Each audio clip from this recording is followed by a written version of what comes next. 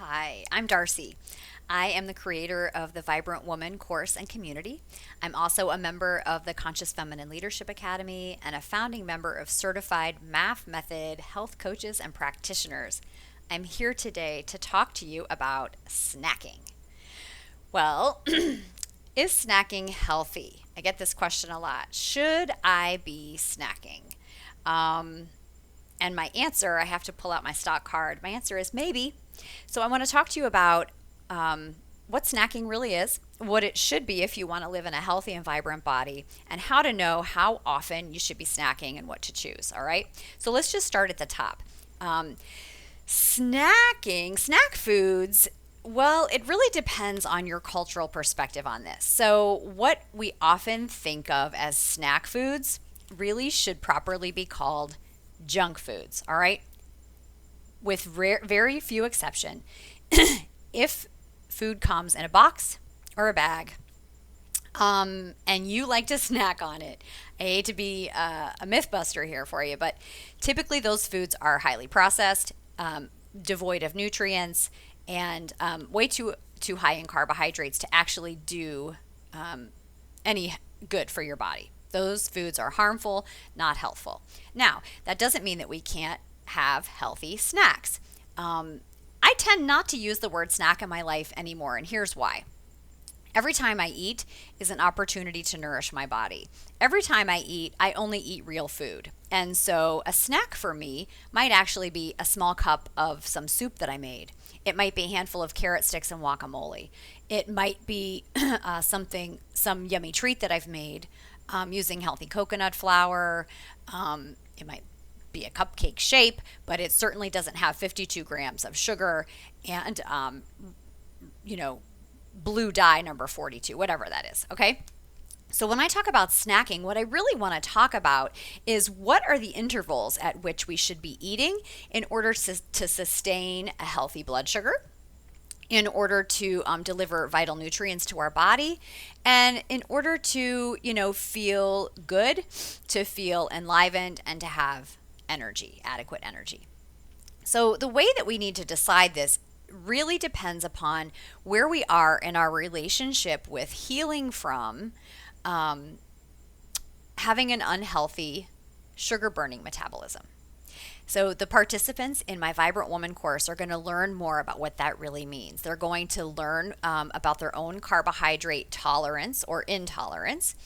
They're going to learn a method for determining how to decide what that is. They're going to learn methods for eating within that range to keep their blood sugar steady, to keep their brains healthy for neurological function, to get their body weight where they would like it to be. And a lot of these things can really be resolved by determining your carb tolerance, okay? So the other thing that happens there is that the body does require energy into its cells. The form of that energy is glucose.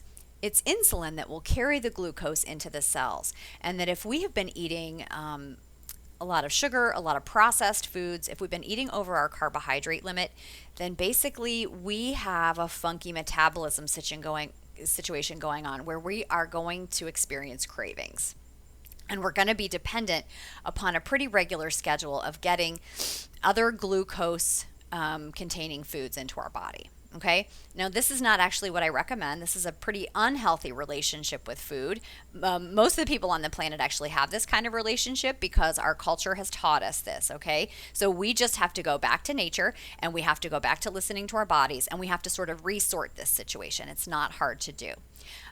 So if you are newly recovering or you desire to recover from being over your carbohydrate limit, okay, then you are going to have to eat more frequently. And what you have to eat more frequently are actually foods that do not contain dense carbohydrates, but fats and proteins instead, okay, because this is how you're going to retrain your metabolism. So, Darcy, should I snack?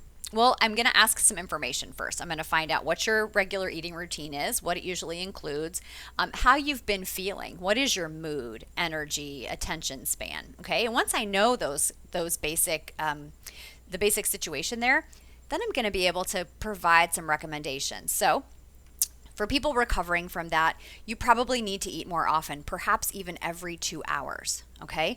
Because your body is still glucose dependent and you're going to be training it to gently release its need for carbs to burn, and you're going to be gently nudging it toward shifting into a fat burning metabolism.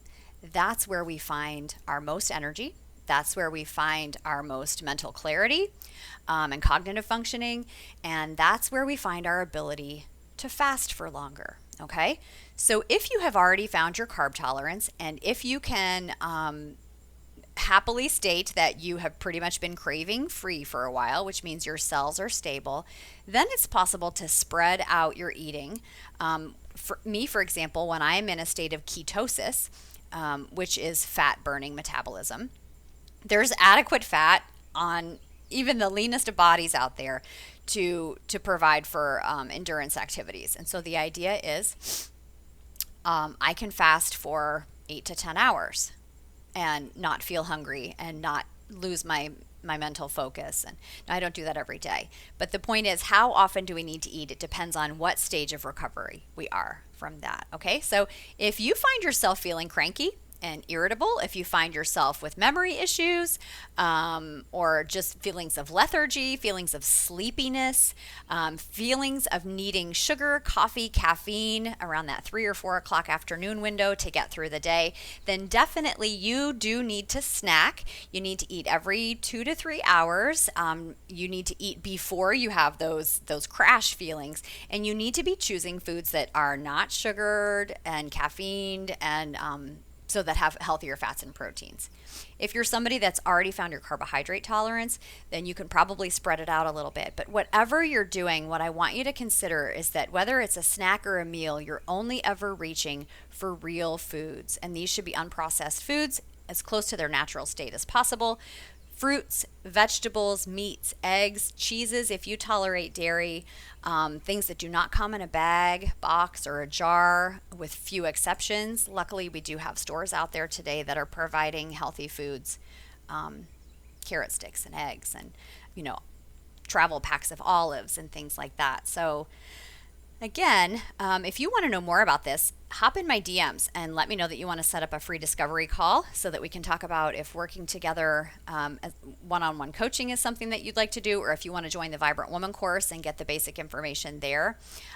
Stay tuned to my page, and I'm going to be sharing pictures of my snack cabinet before long. So I'll show you what the healthy choices I choose to snack on, all right?